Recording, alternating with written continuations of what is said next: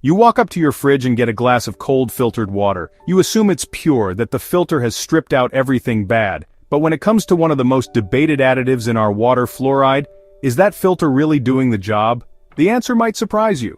First, let's look at what your fridge filter is built for. It's almost always an activated carbon filter.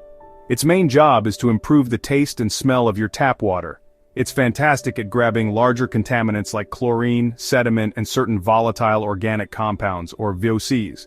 This is why water from the dispenser tastes so much cleaner than from the tap. It's a taste and odor filter, and for that purpose, it works perfectly. So, let's get right to it.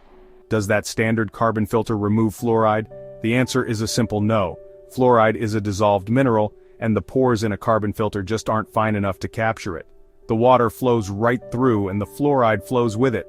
While the filter is busy trapping the stuff that makes water taste funky, the fluoride remains almost completely untouched.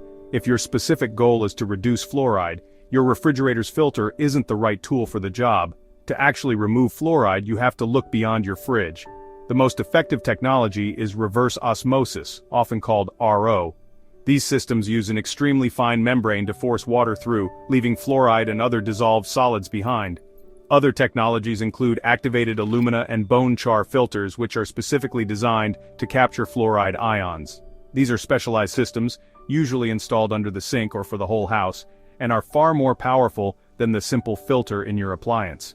So, is your fridge filter useless? Absolutely not. It serves its purpose by making your water taste great and removing common contaminants like chlorine. Just know its limitations.